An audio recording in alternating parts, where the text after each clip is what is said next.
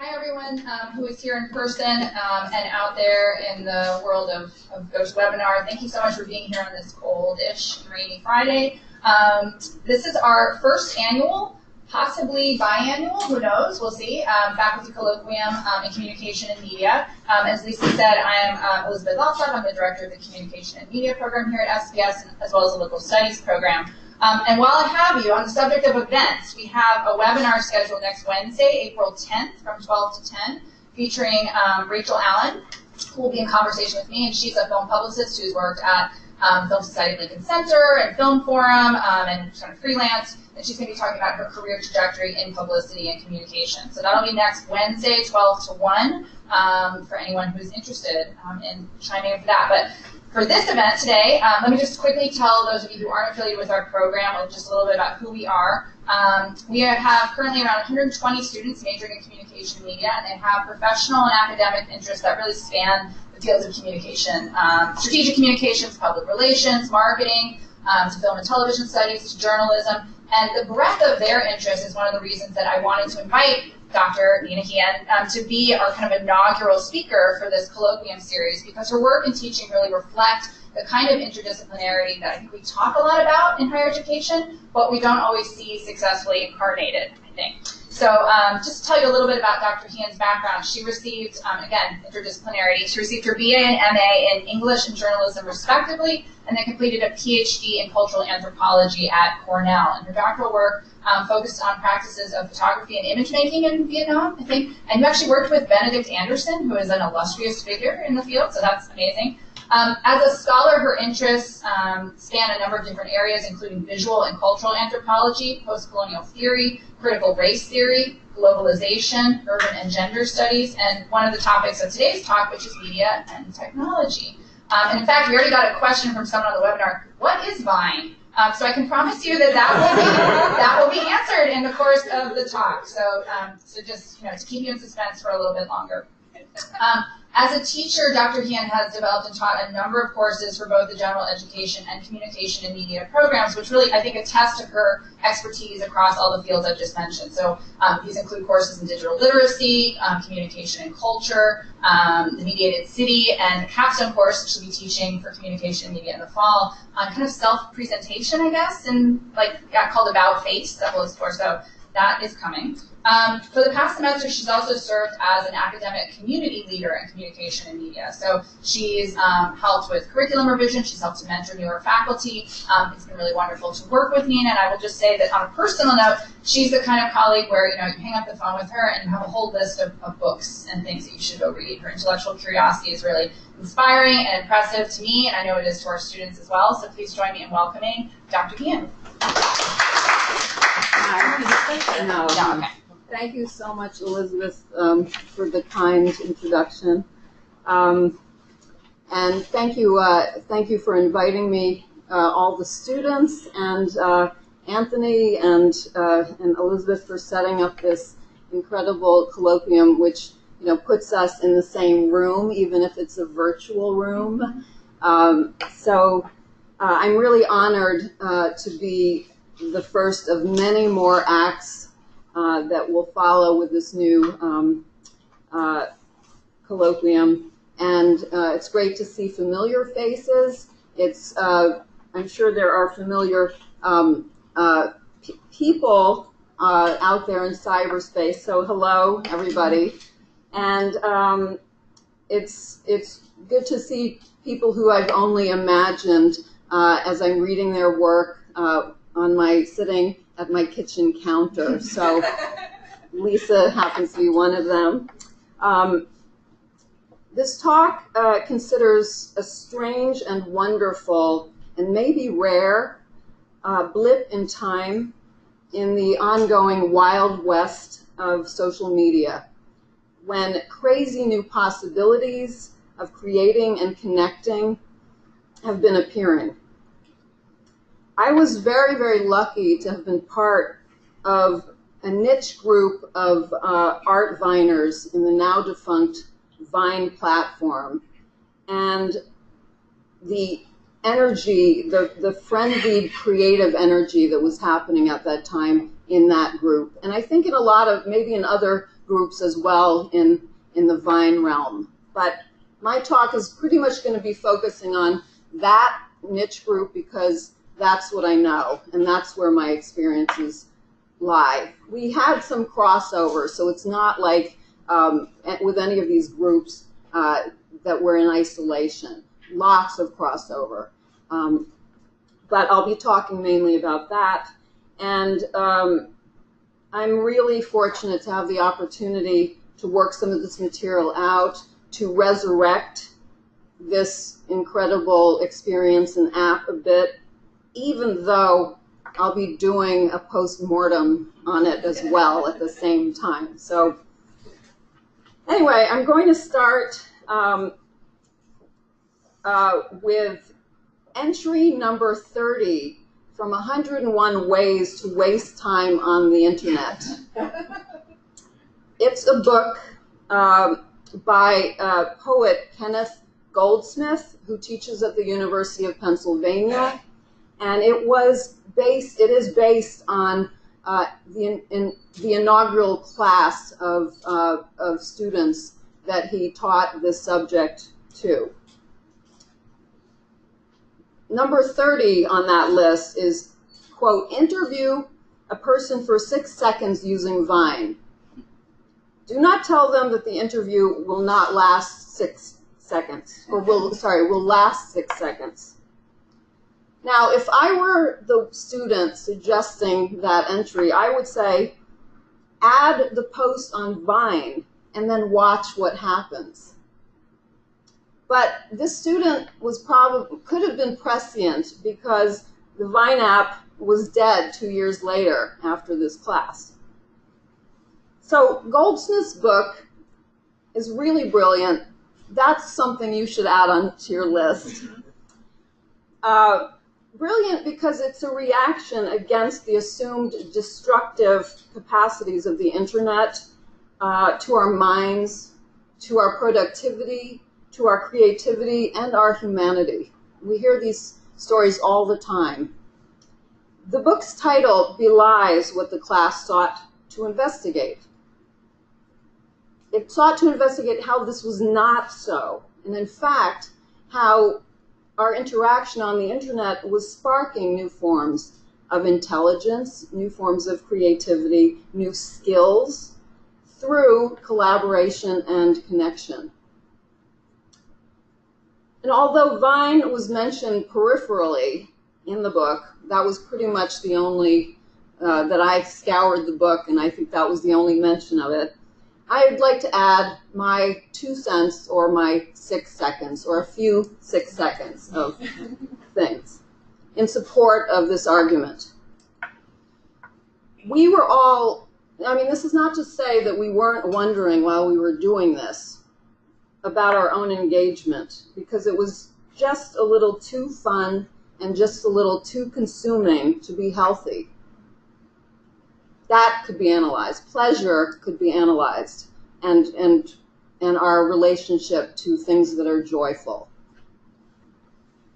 I want to show you a Vine, and this is a Vine by the person who actually, can't seem to get out of this. The person who actually pulled me, I got it, thank you, pulled me into the Vine community when I first started doing it. He happens to be an art director for Lakeshore Records out in LA. I didn't, of course, know that at the time, but he pulled me in, and this was a Vine that he came up with, but much later in the progression of things, when he had some time to actually reflect on what this app was doing. So this reveals various things, contradictions.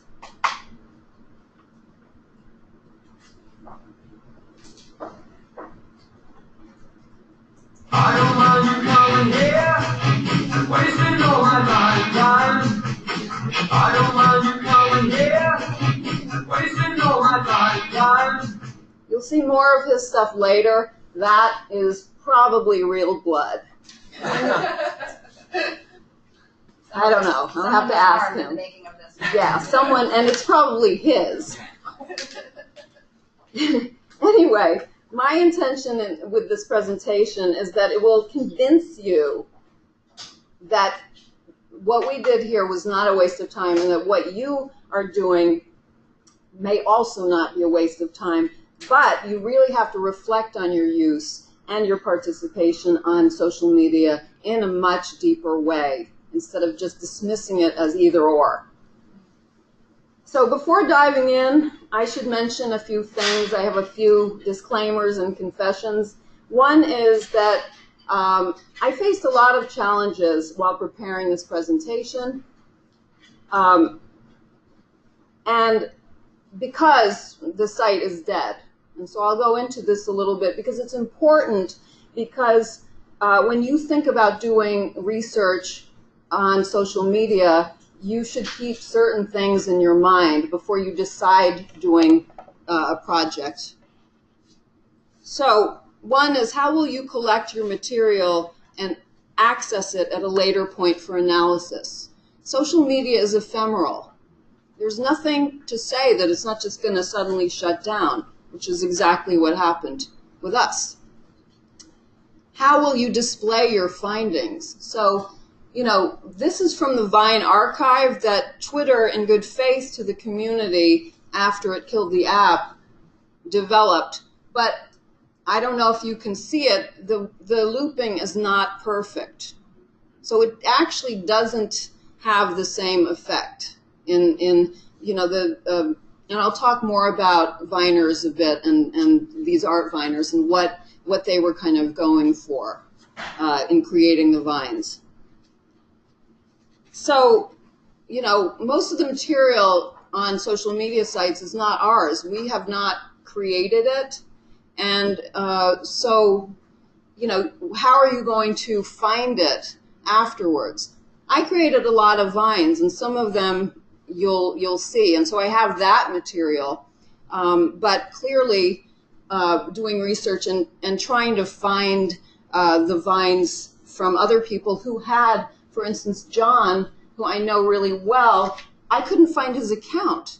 I kept putting in his name, no account. And I was like, what am I going to do? Like, he has too many ones that are in my memory looping forever. And I finally stumbled upon how he had actually set up his vine.co / and then it was JBX. Why and how? How did I find it? I found it from Twitter. So you have to be really, like, it's great to be a sleuth detective. I love this aspect of doing research. So if you don't mind that, and if you have that kind of bug, then it's actually quite fun for you to figure out how you're going to find the material, which I think most researchers have that. So, but this is, you know, a shell of a platform. The comments are gone, so you can't see any of the interaction that people were really having on there. Lots of things have disappeared. And then Instagram, which I'll show you, I created some vines, some simple things for this presentation and put them on Instagram. Now the looping is pretty awful with that. Here, the looping is not great, but the framing is off. And so I'll show you the problems with that as well if I have time later. Anyway, so in doing this sleuthing, I've also learned some really interesting things about the quantitative aspects, which I had not seen certain, like, I started to look at how many loops, because you go with whatever information you have. So I'll show you something that was kind of mind-blowing to me that I stumbled upon, a few things, you know, during the course of this research. But limitations can be good because you go with whatever turns up, and any researcher knows that you always get too much stuff, and that's part of, because you're anxious that you're not going to get enough. And this goes for paper writing as well. When you go to write a paper, you collect everything, and the whole thing is, okay, throw 80% of it out. So that's it's kind of nice because a lot of it was thrown out here with Vine. So Anyway, so Instagram has the looping. They both have looping failures. So try to imagine when I'm showing some of these a perfect loop. And I wish you could see the full effect because it does something to the brain. And I'll get into that a little bit. Okay, the second disclaimer confession that I have is that I did not start Vining to do formal research. And I don't think this is formal research. What I'm presenting now, my findings aren't scientific.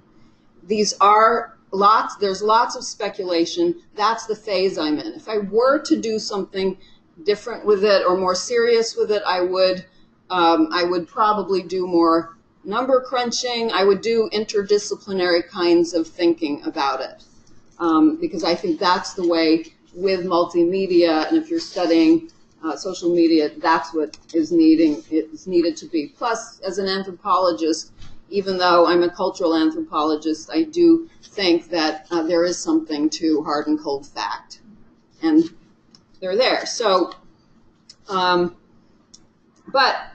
so the disclaimer also is that that I fell into this because I really didn't just want to do academia. I wanted to learn other skills. I was taking cartoon drawing classes and portrait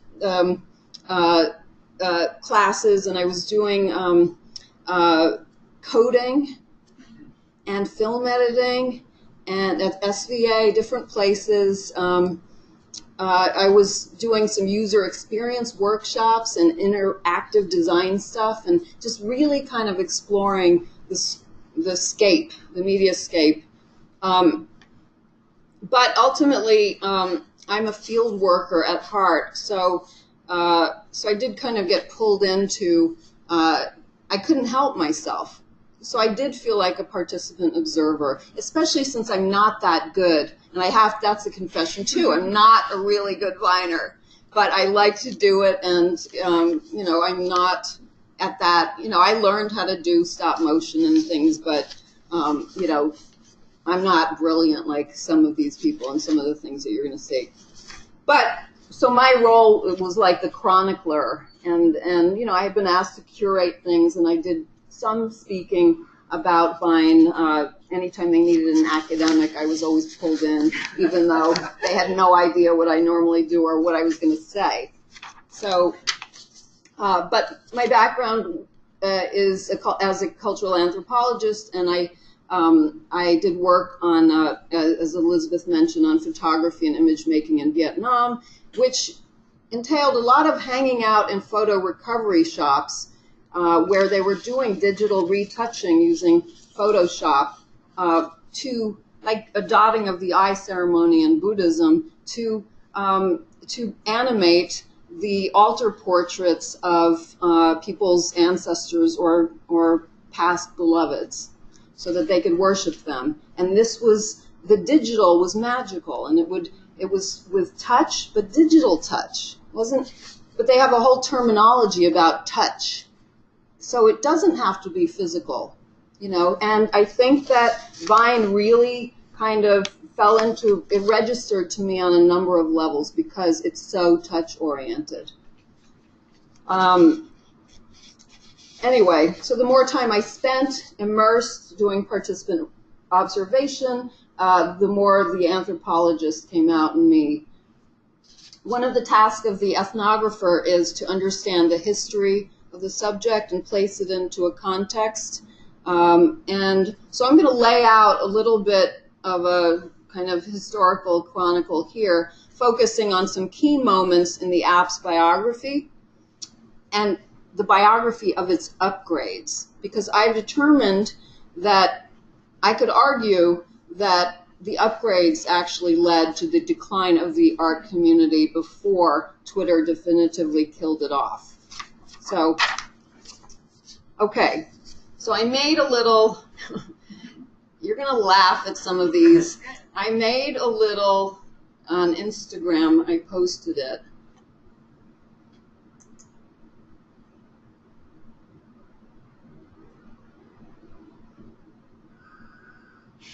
That's my first Vine. Okay, the first part wasn't, but that was my first Vine. I almost wasn't going to show it, and then I thought, you know what? I like Moomintroll, and I like media. So that was a remediation of a sort. So Vine in 2017, January, went live on an iPhone-only app and platform. On the internet, I had stumbled upon Vine, the news about it as a social media platform where you could create short videos using stop motion, and I was really excited about learning some stop motion, as you can see.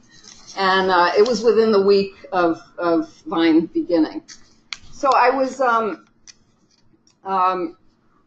so John Bergen, he was the creator of the Melting Vine. He found me, and he posted. There was no way of notifying anybody or doing anything. It was so rudimentary, and so he was like finding all these other people and posted, "Hey, you got to go check out, Inky Violet's vines."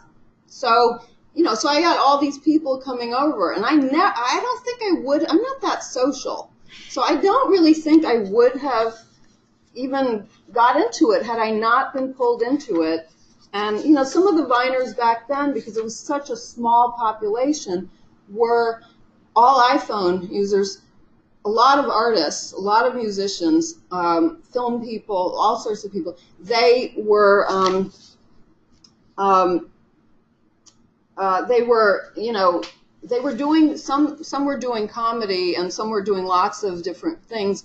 Not everything you liked of theirs, but you ended up following them because they were such good people. They would comment kind of inquisitively on what you were doing, even though, what's there to say about why do you like Moomintroll? Like, well, I am part Finnish. So anyway, so we shared lots of things that way about who we were, and yeah. So anyway, so I went back.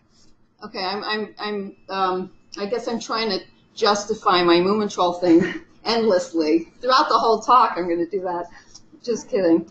So I went back and I looked at some of the really big, extremely talented people, artists who are now doing great in the real world doing animation. I looked at their first vines, and that was fascinating. I had never done that before. And I went back, located them, and I scrolled all the way down, and it took hours. My computer was crashing, like it just was not easy. So I got all the way down to see, and I have to say, their first week or first 2 weeks, they looked terrible. Those vines were awful, and they were professionals. They looked awful. They were vining the food they were eating. They were vining their kids. It was the same stuff. But I'll show you and I'll show you the difference. So I'll show you one of Pino. I don't know if any of you are familiar with his work. He's Indonesian. He did the title sequence for Stranger Things. He uses old media like old Macs to create animation. So this is America. He did the Childish Gambino. He's gone viral so many times, but here he'd probably cringe. But I chose this one because it is a remediation it's an echo of Polaroid.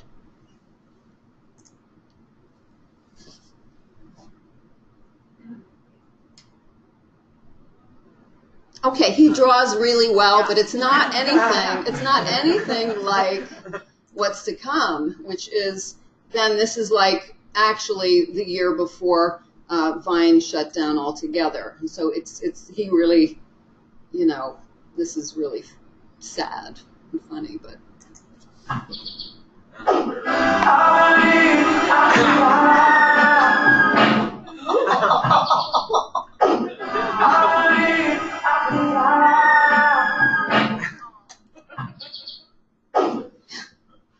Anyway, so you can see the difference.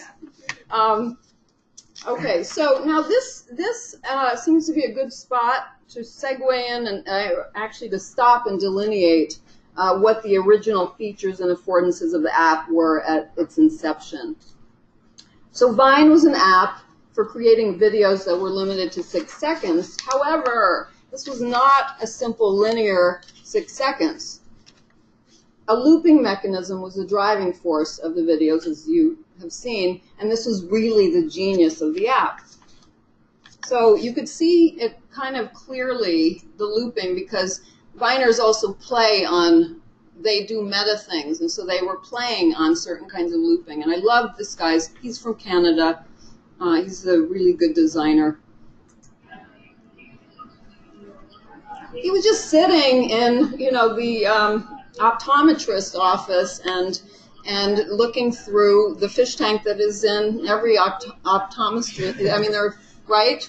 It seems to be that's the thing, or dentist, but. Anyway, so every 6 seconds or less, you could do one that was 2 seconds or 3 seconds. It looped, creating the cyclical motion. And what's interesting about it is that vines were playing as they were replaying. So it was, you know, this kind of compression of that. And this was for as many iterations as you wished.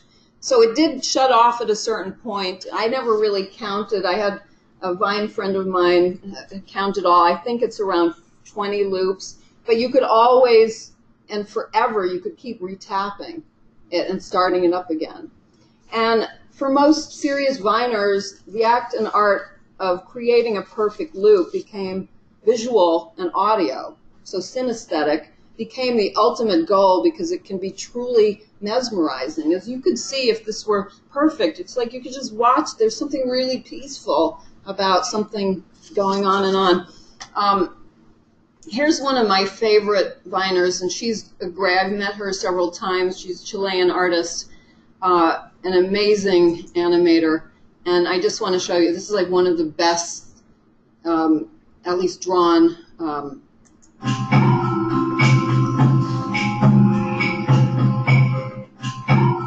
You could see the title, but if you imagine it, that it doesn't stop the loop, like it doesn't. If you listen.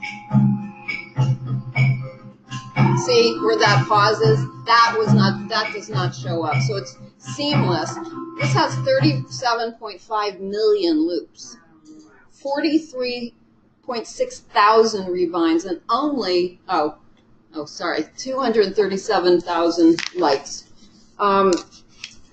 So there was a lot of play with this looping mechanism, also in meta ways that would reveal the work that memory plays in the looping. So back to John, John Bergen. He did a series, many, of these. I think he was just doing it like he kind of breathes, of this Back and Nope series. And he used AC/DC's. He's a musician too. So you can hear it again. I'll show you another one too that's so good. See, so he completely ruptures, and it's the perfect loop. I think actually that's the perfect loop because it just ruptures the whole thing, but it does it so well and plays on memory. And then check this one out. And I was just in touch with somebody who he works with, and I said, Kathy, tell John I'm showing some of his stuff now, so it's not really dead.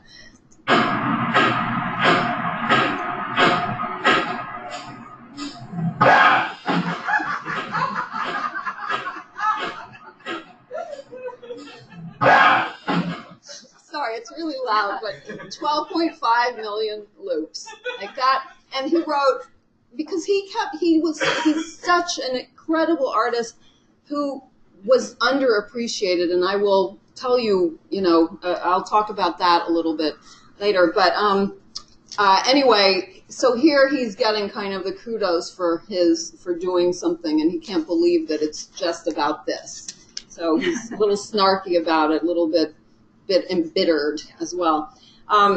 So vining was also really addictive, both to make and watch. Some people would even get into accidents vining, and we know this. Well, all of us, had done stupid things, and with the selfies and all of this, like falling off of cliffs. Well, people would be falling off of, ladders and stuff. They were trying to capture stuff, and then they'd be vining in the ambulance on the way to the hospital. I didn't do any of this. I mean, to me, that was like too much, kind of crazy, but it was that kind of energy and kind of manic energy, I would have to say. So one Viner who I know in real life, or from Vine I know her, is a psychologist, and she went off the app cold turkey because she just couldn't stop vining.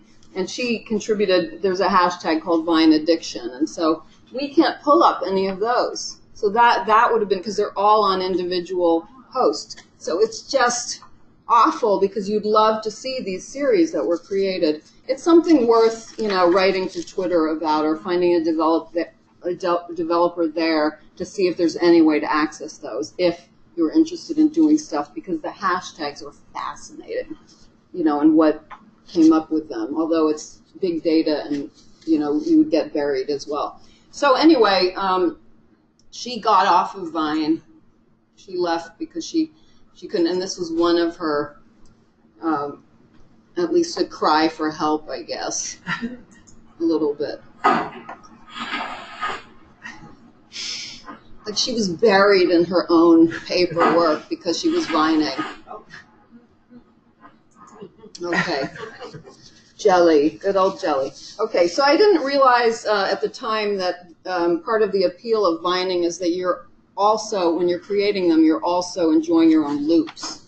So watching the loops, I think, and I had curated something in Brooklyn about Vine some years, like in 2014, a year after the app had come on the scene, and I didn't have the words for it because it was just becoming identified in academia, ASMR. So if it's autonomous sensory meridian response. It's a lot of, and it's through videos, and it's has anybody seen the videos of slicing like paint, making a palette?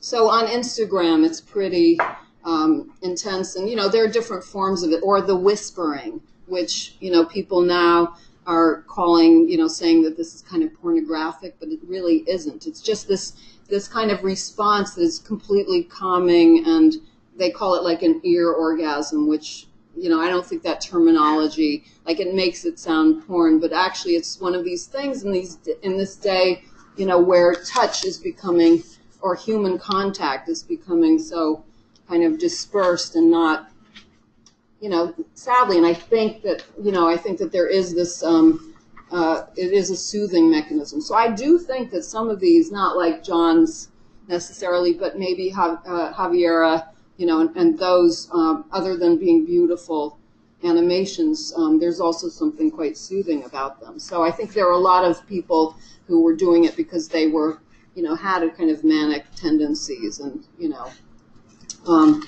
so another original feature on Vine in the beginning was that all vines were made directly on the app, and there were no editing tools. Now these started to come in drips and drabs, like they had a ghost kind of edit where you could basically do better quality stop motion, because especially if you didn't have the accessories, which they didn't have Vine accessories. That could have funded Vine probably if they had developed some accessories that would have worked. But everybody just, in some ways, the fun of it was to also figure out physically how you're going to shoot something, and you are the cameraman or a camera person. And for those of us who were kind of serious about it, we liked this kind of problem solving in the mechanics of it, because it is a throwback. It's not just like you can push a button. You have to actually rig something up. So yeah, and sound was ambient, or had to be fashioned using an external microphone. We started using our headphones as microphones, and so that's how we were getting better sound quality. But we had to figure out exactly where it ended and shoot it. Like, if you're doing all of this stuff alone, it's an incredible feat to pull off a perfect loop, because no one else is helping you with this. So you have no crew. Let's see. So it was very simple to use. Like one of its predecessors was the flip camera. Does anybody remember that? In fact, oh yeah, okay, great. I brought mine with me. I'll show it to you later. So just as a show and tell. And anyway, so Vine really fed tactile, analog, synesthetic, problem solving, and DIY sensibilities. One Vine friend mentioned that the energy of the moment really reminded him, at least for the first year, reminded him, or not reminded, must have been what people thought at the end or mid to the end of the 1800s when there were all these visual experimentations going on with photography and all those weird contraptions, which I can never, the kinescope, I don't know, maybe, anyway, so it's not surprising that that people were experimenting with kind of remediating old forms, and so some people were pulling Edward Muybridge's photos from his film experiments, and others were messing around with new mechanisms, new technologies that could be found on all of our iPhones, such as assistive touch.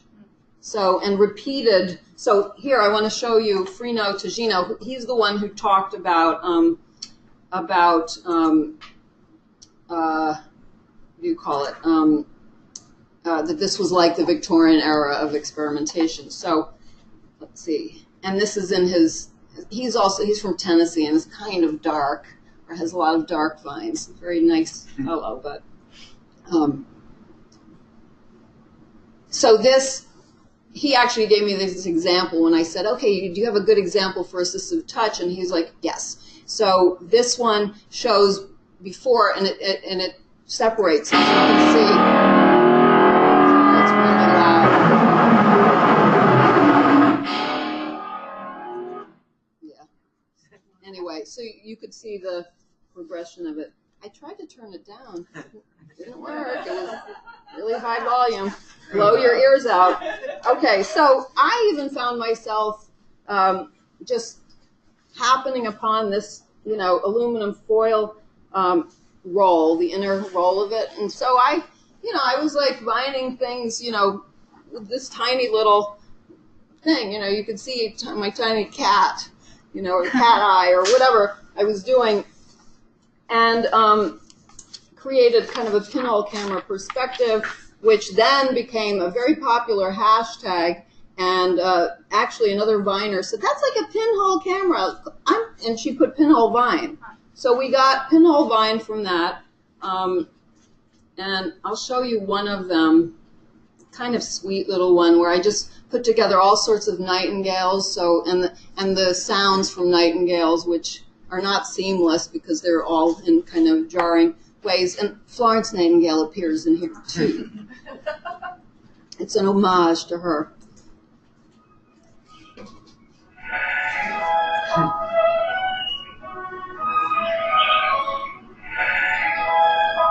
Yeah, I felt like nobody really liked that, but it was one of my inspired ones. I thought it was really pretty, and they liked Frino Tagino's and AC/DC and all that, but anyway, and okay, so here we've kind of arrived at the social affordances of the app too, because and the things that were going on in collaboration, because that Viner had tagged my pinhole Vine, and I was the one making them, and I had kind of an ego about, wow, that's my invention, but what's great about it is that from the inception, they could all of our innovations were shared, mimicked, co-opted, and it threw authorship into question. So we had to concede that originality was taking on a collective form. And, it wasn't easy. We got accused, and we accused others of stealing our styles and stuff. And, of course, whoever did it the best was the one who inevitably ended up with all the, the bag of goodies anyway. But the thing was that, ultimately the really talented and serious artists, they transcended the ability to be copied. So, in some ways, this was completely fine. But beyond Vines, we had discovered ways to manipulate the medium in order to communicate with each other. So, like before private messaging was going on, we figured out that if we put a comment on, somebody figured it out, and I don't know how we actually spread this.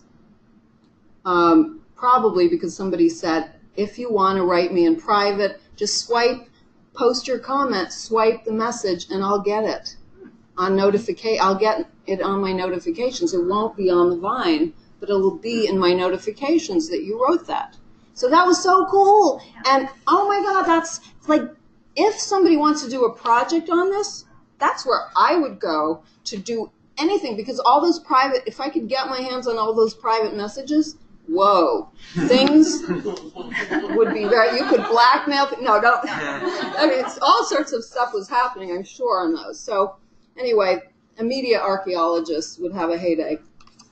So we also created collaborative narratives and series through hashtags and memes, which were like the Victorian parlor games, like Exquisite Corpse. So once we even had a physical object where John Bergen sent this creepy doll to a Viner, and then the Viner would tell who to send it, and we'd all Vine this creepy doll. So I just her name is Same Red Heart. And I did a really sweet creepy doll one. Like, I decreeped her. But other people made her into, I mean, you wouldn't believe what she became a horror icon. Like Suspiria, like one of those characters.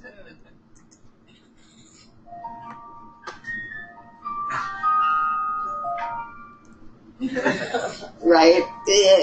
Awful. Well, I couldn't actually access also, no hashtag, no way to kind of get to those, except John had placed some of them on a Twitter account, calling it Same Red Heart. So that's there.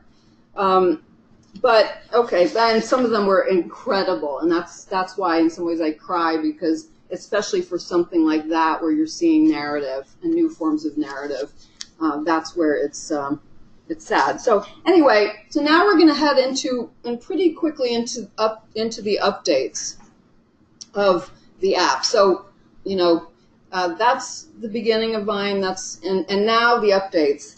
And these are the ones, there are plenty of updates, but these are the ones that are most significant that I identified as leading to the app's or the demise of the art Vine community, where we lost spirit because of what was going on. So the first update in April 2013, so a few months after Vine began, and I have a little Instagram of that one.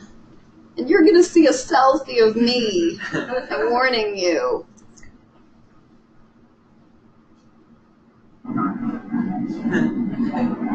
Okay, it was called something like Tracks in Her Eyes. Anyway. Anyway, this fed the comedic performances on Vine, because now it was the front-facing camera.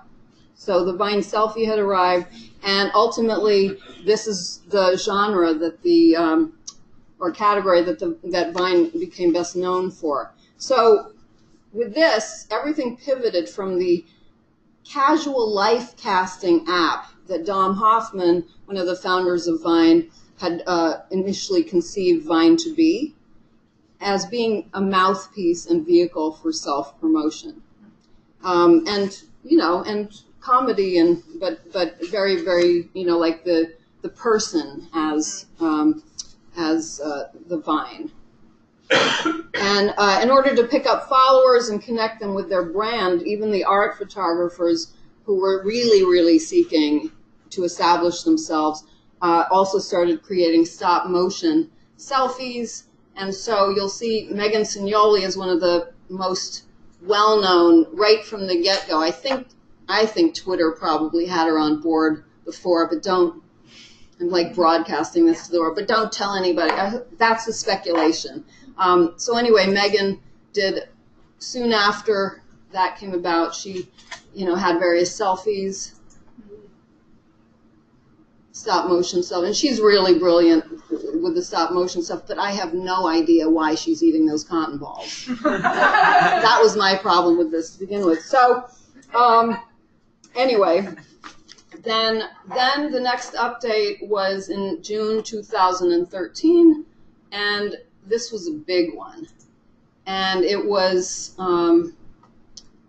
when Androids came when it wasn't just iPhones who were on Vine. So this was this is where millions of Viners came about. And most of the artists had iPhones. So here was, in some ways, this real threat. And this is like Dom Hoffman's the photographs, and I used the first camera, the first iPhone, which was a 5, that still had the photos that I had taken. I managed to turn it on, charge it up, Anyway, so that's what that is. And people were writing about the apocalypse, like iPhone people, like in preparation for this. This is dead already. Everybody was saying, oh my God, it's going to be completely junked up and destroyed by these Android people. It was really prejudice, And I, in fact, a lot of Android people, I think maybe Javiera, the Chilean, I think maybe she has an Android and she just wasn't fessing up, because when I scrolled down, I saw that she actually started Vining when. So I'll have to ask her, but it may not be. That's kind of a personal question nowadays. So anyhow,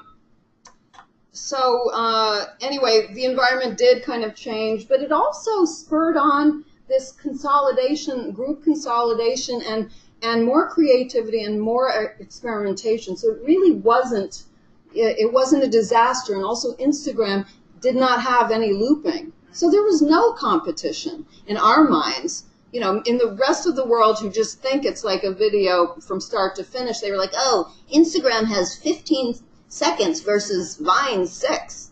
So it must be better. But for us, it was just the looping thing that made it special. Plus, the 6 seconds is like, I think they even tested out that this was like for what you needed to create narrative, or some sort of, it felt good for the brain. And it's really interesting because I would actually make a lot of stories. So I would put kind of, odd things together to create a story. Not everybody, a lot of people weren't actually doing that, but we found, a lot of us found who were doing that. We found like, oh my gosh, I just did this in 3.5 minutes or 4 seconds. What am I going to do with the 2 remaining seconds? Like I said I told the story. Like what? But it's that short that the message that you're making, and it can be deep. It doesn't have to be like a shallow thing. So, anyway, okay, so, yeah, and then the mechanism came to revine vines. And that was actually, I think, the beginning of the end, because we got so buried in other people, and people, kind of kissing up to this viner and revining their stuff and wanting to be friends. And so the kind of ugly status jockeying for relationships came through that. And I think it just consumed all of us. If we were following certain people and they kept revining somebody's stuff, we didn't want to see that stuff. So it was hard to not see, just like on Facebook, it's really hard to not see things by, you may like the person, but you don't necessarily want to see what they're doing every single day. So anyway, so jump ahead to the next year. This was it. Uploading videos was now fine. So basically, this was the biggest game changer update. Vines no longer had to be made directly on the app. Now anybody could upload 6 seconds of anything and post it on a Vine. Viners were not just people creating content, they were not just people viewing other Viners creating content. They were actually creating, I would say, not creating original content. They were creating content, but it wasn't theirs. So suddenly, the original does have power. And so if we think about Walter Benjamin and his, ideas about aura and complicated ideas, because aura actually, in his way of thinking, is not necessarily a good thing, but it brings up these ideas about what the original and the copy, and in funny ways that could be teased out by somebody who's writing a theoretical paper. So all of you students of mine, of everybody, all of our students, yeah.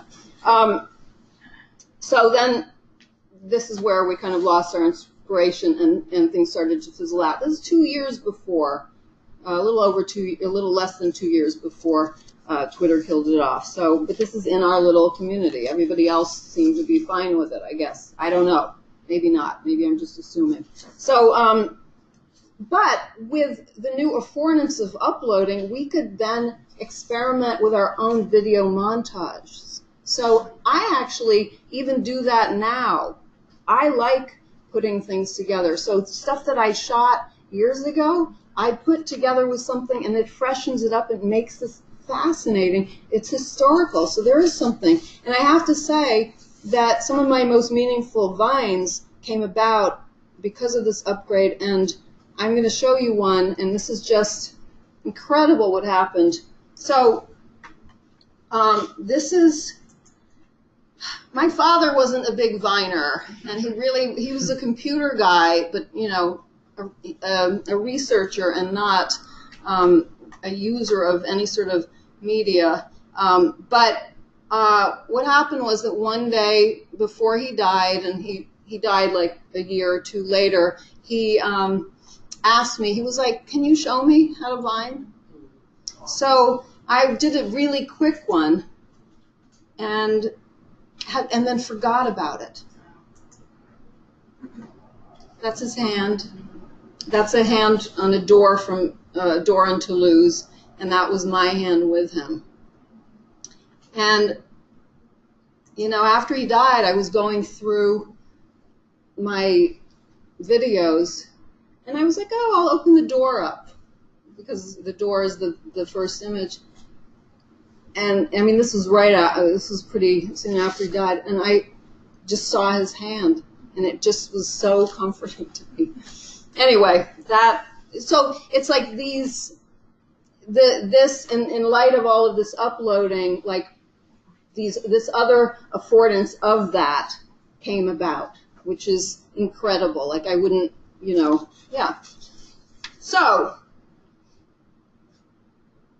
okay, so finally at the end, in October of 2016, Twitter announced that they would be discontinuing the app, and that in January of 17, the Vine community was dead, the platform was gone, and they were building this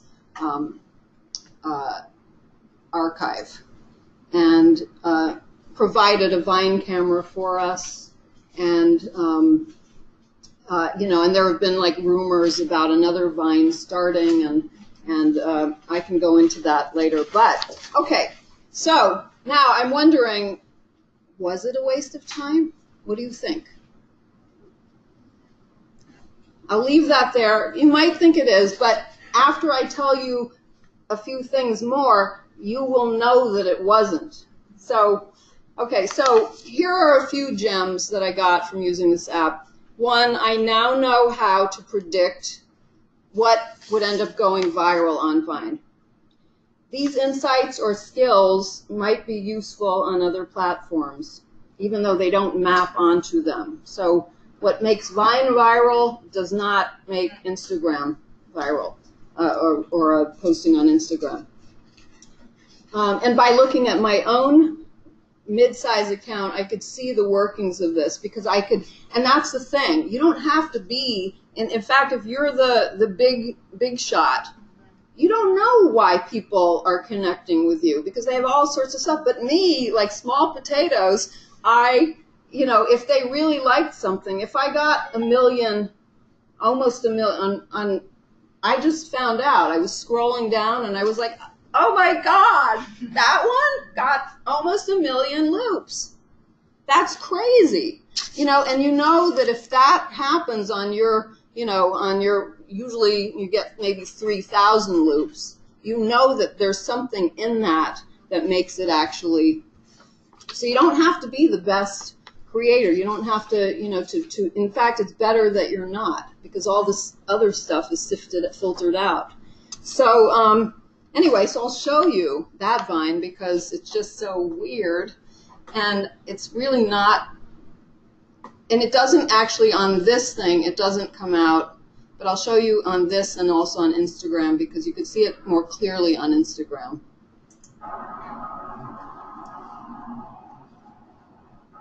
Like this is complete, so 984,000 loops, and I can tell it's 160 revines. So you know what this means? This means that they were looking at it, that not a lot of people looked at it, but the people who were looking at it for a really long time. And this is an ASMR vine. I mean, that's what I would speculate. And if you see it on, you'll see the full frame here on Instagram. It's those little, so I called it something like thaw impulses. It was just out in Bushwick, and everything was melting, and the light was really bizarre. I didn't do anything to it. That's how it was. I was just walking home. So that's what happened. So it's kind of interesting. So anyway, second gem, the accounts that would become most popular were the ones that had professional excellence and offered experimentation, but maintained a clear single voice and style. So, this is a good lesson for branding. Some of the most creative people, like John, he did too many things, and he did too many things well. And the message that he gave was too complicated for people to really, so he never got, he should have been big, because he's multi-talented, but a little bit dark, so maybe that played into it too. But I think but like Javiera, she did herself in doing various things, half her brain doing this, the other half, the hemispheres of her brain, really intelligent stuff, but you could look at it and say, that's Javiera, like without a doubt. The third gem, those of us who were involved in it for many hours of the day, our sense of sight and loop became really, really keen because of the repetition. And Viners would see things that other people couldn't see, and they would post things and say, oh, look at the pearl in your puddle. I always shoot puddles and stuff. But look at the pearl in your puddle. And when I was shooting it, I didn't see it, but they would be like looking and anyway. And this, and the next gem kind of accompanies this last one. So if you spent a lot of time doing something, it will eventually pay off. So the 10,000 plus hours is real. I'm getting well-paid photographic work, doing the kind of photographs that I want to do for various things. It's unbelievable. I've never in my life I've never looked for a photographic job. These things fell into my lap. I would show my Instagram I would show my Instagram feed, and somebody would contact me. Amazing. When I look at my old flip videos and my old, horrible. So, there was something that developed, and that's really good, and it's encouraging because you can, I think if you put the hour, it's really all about hours. It wasn't about natural ability whatsoever. So, and then lastly, that the human experience is even more valued in this digital age. And I think that the community and friendships that I built from this platform, I can two of my best friends are Viners. And one of them I bumped into at an Amanda Palmer concert. We were vining from that. And I was like, Fareed, are you there? Are you here? And she was like, yeah, let's meet. And it was like, oh my, now we talk on the phone once a week, which is crazy for, on the phone. And now I can crash on pretty much any couch around the, pretty much around the world. Like somebody has a couch available and they're willing to welcome you in. That's a really special kind of community. I don't know. It just gives me the, the chills when I think about what things could happen. So, the last thing, I just want to show you one more vine, and of course it's one of John's, and I really love this. I'll read it to you if you can read it.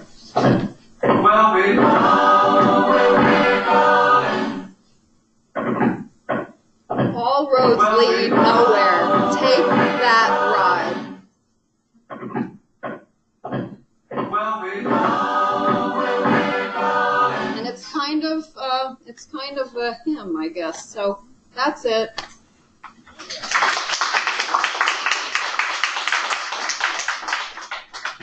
So the floor is open for questions. I don't know if we have any online, but we can also take questions from the audience. Yeah. I don't need my Oh, use it just in case. Okay. Just in case. For the online. Was Vine always owned by Twitter? It was started when it went live, yes, but it was started by three developers. And one of them, I have to say, one of them actually died of an overdose in December. So, and I have stories. So, but these are private things. I mean, there's a lot of kind of knowledge and talk about what's happened. But yeah, I think I don't know exactly why what happened with him, but. Yeah, there is something. They sold the app. They were quite young. They sold the app for a lot of money, and then I think they were incredibly crushed by what ended up happening. And one of them, Dom Hoffman, who I had quoted, he said, "The worst thing to do: don't ever sell your app." Because Anyway. Do you think Twitter shut it down because they didn't know how to monetize it, or did they ever offer an explanation? They did, and it was about monetization, but behind the scenes there was talk about what happened was that a lot of the Vine famous comedians and the biggest accounts, they were like, you're not paying us anything, so we're going to pull our accounts off the platform, and then like shortly thereafter Twitter shut it down. So it was it's always complex, and it's a combination of things, but I think that all these platforms were trying to figure out how they were going to monetize in a way that wasn't going to be obnoxious, and it wasn't monetized. So that was in some ways a joyful thing. And the last thing, and I don't want to bogart, but this is more of an observation than a question. There's something about ephemeral work that is particularly appealing and is satisfying in and of itself. And I think of Buddhist sand paintings that are so ephemeral, and it is the process that validates the work as much as the end results. Yeah, that's a great thought, and in fact, Pino had tweeted this question and then answered it, and I did kind of fix up his language a bit so to make it easier to read, because it wasn't perfectly grammatical. He's a brilliant guy, but it's not his first language. So he posed the question: why use an old computer instead of new tech? It's much easier, much faster, much more efficient. I think he always gets that question because he's using Macs to animate. So old Macs, like the SE, and and then he responds, why are people knitting when they can print patterns from software? Why are people still sculpting instead of 3D printing? Why are people still doing oil painting when they can paint with Photoshop? And why are people choosing to take the regular road when they can use the interstate? It's not about the final result or destination. It's about the experience, the process, the journey, which is what you said. So, questions? Online question. Okay, let's see. All right, Great. from our online audience, how is Vine used for scientific research, if any? I mean, I'm going to expand on this a little bit because I was really interested in what you were saying about kind of the cognitive studies kind of connection here. And I was wondering if you think that was something, I mean, you're intuiting that may have been something that was kind of built into the app from the beginning, that there was some research on sort of the length. I was thinking actually of the 6-word memoir project, this idea that there's some minimal number of units needed to create narrative, either in language or in visual medium. But yeah, I mean, I just maybe if you could say more about that, that would be.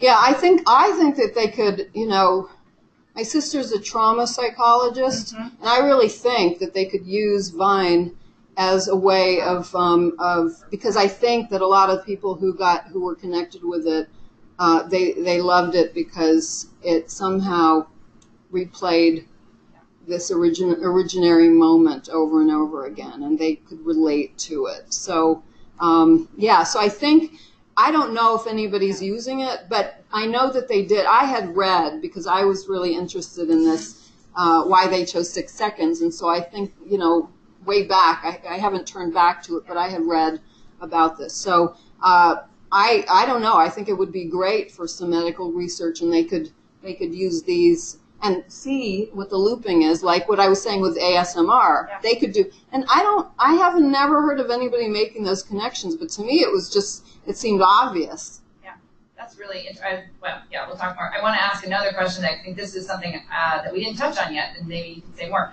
With Byte set to launch as the new version of Vine, I don't know if you've heard of this, do you anticipate it will pick up where Vine left off?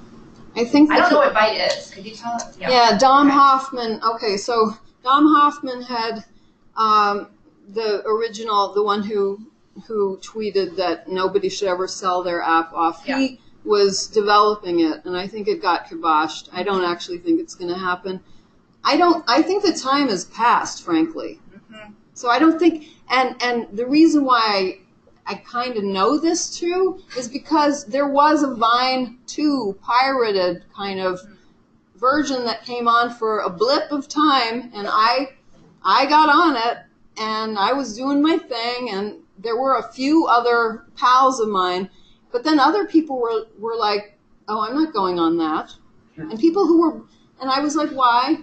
And they said, because it's fraudulent, because it's not connected with Dom. And I'm like, what, is he your idol to worship? Like, why, just use this for what it is. Or I was just kind of throwing that out there to see. But I think that the original and the copy doesn't apply to that. Aura, yeah, the aura of it. That's really interesting. Here's a question. I think you have now become SBS's resident techno-futurist, because this person wants to know, do you have any predictions for social media or social video in the future, near future and distant future? You know what? I'll have to think about that. Yeah. All of my predictions would rely on things in the past, and so I'll get back to you in the future. Yeah. Yeah, I mean, it is, I think what you're, I don't know, I won't try to offer any of my own speculations. One other question from our online participants. Can you explain more about the production and putting together of a Vine? What equipment did you use? So I actually wanted to ask more about that, the innovation that the aluminum foil pinhole, did you just come up with that and anyway, but you can say more in general about your production methods. Yeah, I think basic production is that you use the smartphone, and then you tap it, and so as long as you have your finger on it, it'll take the video. So you could tap it many times in succession. You could do different things to kind of create a rhythm with it. Of the same thing, you can move. That's how you could do stop motion. You'd have the Moomintrol here. And then, I could have been slicker with it. I just kind of moved it clunkily, around.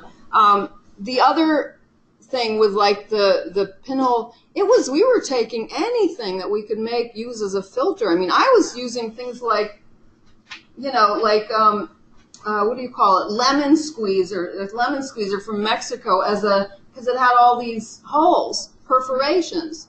You know, I was doing things like, I think I even had my own little, so I was shooting through like a train ticket that the conductor had, and I was shooting through that little pinhole and like spying on me.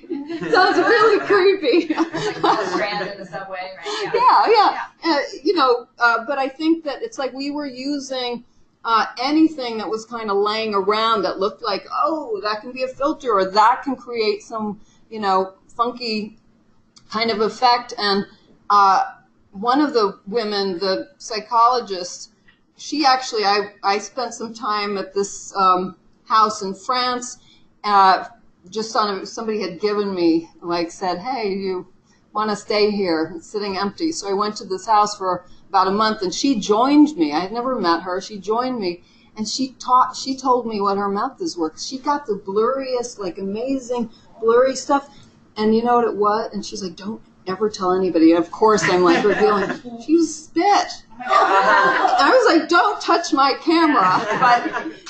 But it's like anything would go. That's really funny. This is a question I've been waiting for someone to ask, and I think you alluded to it, but the question is Snapchat a replica of Vine, or maybe or a relative of Vine? And do you think it could be used in similar ways? So, I don't know if you're a Snapchat user.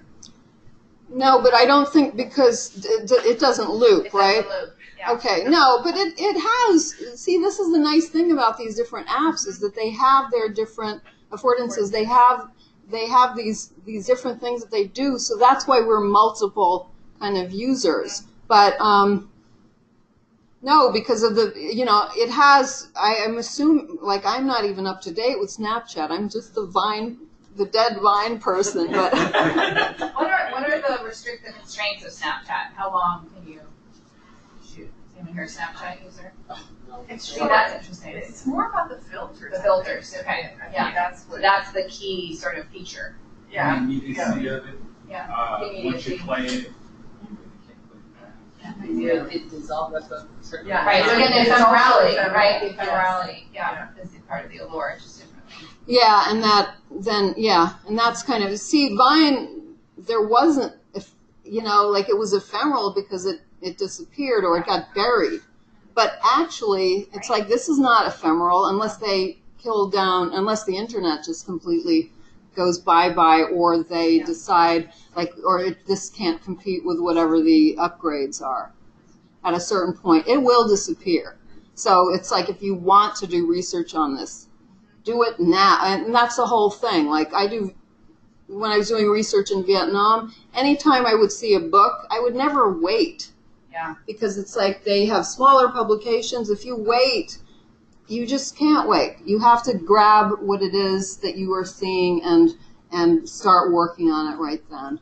Yeah, and sort of trust your instincts. Like, you know, it sounds like you let your research sort of evolve organically based on what you found fascinating. Yes. And I think there's so many good takeaways, by the way, for students, I think, in this talk. Yeah. That, the importance of the 10,000 hours, the fact that it's okay to be really bad at something when you start, that's almost important. Even when you That's finish. Even when you finish, there are that's plenty okay. of Viners. I mean, I was okay, Yeah. but there are plenty of them that were bad. That were bad. I hope they're not listening. No, and I think also, you know, this is something that we talked about in a webinar we had last week, but, you know, sort of the potential of aligning your own personal fascinations with your academic and professional interests, right? Those two things where we sometimes think we have to hold them apart, but they can actually be really productively merged. Yeah, and then you can, and I think that it is also about how you are as an academic or as a scholar or as or what you want to do, because I think, like, my thing has always been that I kind of like the art aspect of the artistry about anthropology. I've never been into because I don't believe you can come to one fact about something that has to do with humans. Yeah. So, We're complicated. exactly. This is another question I was anticipating, and again, it's sort of a question about archives and ephemerality. This is something that, of course, seems extremely pressing now that all of our archives are moving into digital spaces, right? So I just was recently reading about some, really important library trying to acquire someone's inbox, and whether the question, should you get their inbox, should you get their outbox, right? Which one is more revealing of their personality? Yeah, Questions right. we're going to have to navigate. This question is: social media can disappear. The draft. The draft, right? Draft box Right, is the actually. draft, or the yeah. Oh wow, that we hope never sees the light of day. Right, get rid of them. You're Yeah, gonna get all rid go of it, home delete and it, delete right? them. Be like Kafka. Get your best friend to promise to delete everything when you know you're on your way out. So this question: social media can disappear in the blink of an eye, as we just saw. So what effect does that have on sort of social research, like for researchers who want to work in these spaces? And I think that this is again a question that I know has been raised in a variety of disciplines. The importance of the archive. We've also argued almost in some ways against the archive. There's something beautiful about the ephemerality, but of course for academics that's really inconvenient. So Yeah, right. Well, I think that, historians do this all the time. Yeah. You can't go back and you can't interview people even. So if you're doing something that's contemporary, at least you can interview people. There are different methods of getting stuff. I mean, I would not have seen that here was almost 1 million loops on this kind of banal, I have to say, it's pretty, but, this kind of banal vine. Now, that's not what I want to be famous for, but, the fact that you can then look and you can actually use those numbers, and I'm not a huge proponent of quantitative methods because I feel like they can be used in a really, dangerous kind of way if they're not used contextualizing things. But I think that if so the ephemerality, I don't know. I just say go with it because there are always ways that you can reconstruct things. And you know what? And what you're going to find isn't going to be fact anyway. And maybe, is that jaded? I think it's just realistic. Yeah. Especially with what we're doing. It's different if you're talking about hard sciences, then you kind of have to because that's part of it. Yeah. Other questions? Yeah. Here. This is great. Maybe I missed it. I'm just curious, what was this app actually created to do, and what was it for? What was the purpose? To integrate it with other processes, artistic expression? What was the app actually created to do? Well, Dom, I did mention that he said Maybe I missed it. that it was, they were thinking that this would be a way to just capture stuff out there that was going on in your life and just almost like, more casual than slideshows. Oh, okay. But if you think about, you could take videos of your families and you could share them with friends. And so something that they were not expecting that it would turn into what it did. Okay. Interesting to think about the intention and then the reality. Oh yeah, and it never, and you can't, and that's the thing, you can't know. You can't control it. Darian, did you have a question? Speaking of, I guess, quantitative power, right? The power of that. Yeah. Do you remember a time before companies, I guess for every social media platform, companies start to catch on and then they see that there are consumers who are consuming information? Yeah. Do you remember a point before companies started to pounce on Vine, I guess? You started to see like Huggies commercials, stuff like that. Yeah, right from the beginning, nobody. I mean, it wasn't, and it's not to say that certain people didn't have it in their minds. They were, I think that people who are smart business people would have figured that out very quickly. So Megan Signoli, who ended up being, but I also do think that, I just speculate that she was probably part of the original team and kind of coached because there were, and also, and I'm not saying about her, but I think like with the upgrades, there were already people hacking it and upgrading before that came about because a lot of the artists put on their a hashtag all natural vines. It's a famous hashtag because they wanted to say this was all created on the app. There were no tricks. They used projection and complicated stuff. I didn't show you some extraordinary vines with that, but yeah. So I think that there was this sense of purity that a lot of the artists were feeling, and then others. But we didn't if they were making money. Like one of my friends on Vine, he was vining all Wimbledon matches and stuff, and he does incredible work. And we were just like, you go, you know, like good. But those were really tasteful, and so there were actually, I would have to say that the companies, like most of the vines that people were doing for them, were really good, like amazing kinds of things. So, you know, so here is artistry that's actually they're getting paid for. Whoa, that's great. That's the both worlds. Yeah, and there's not this snobism about it. You know, that, to be a true artist, you have to, Be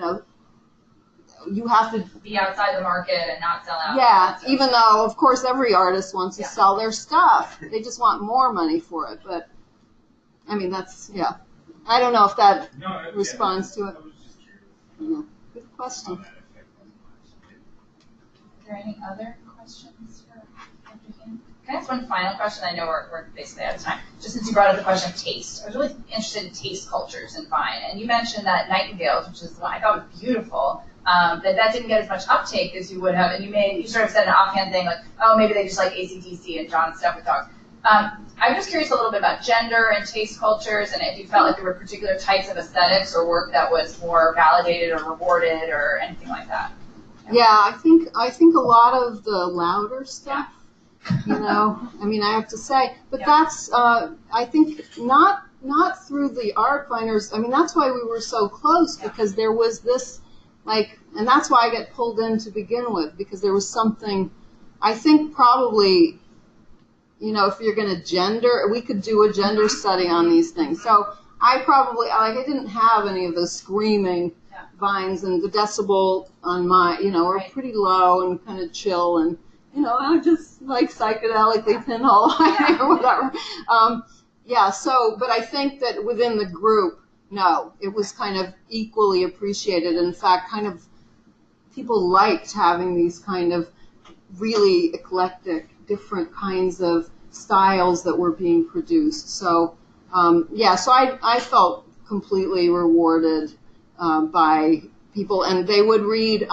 My thing was that I would always, I write kind of punny headlines. I would title them in a way, and people would just love the word and the kind of visual pun with the pun.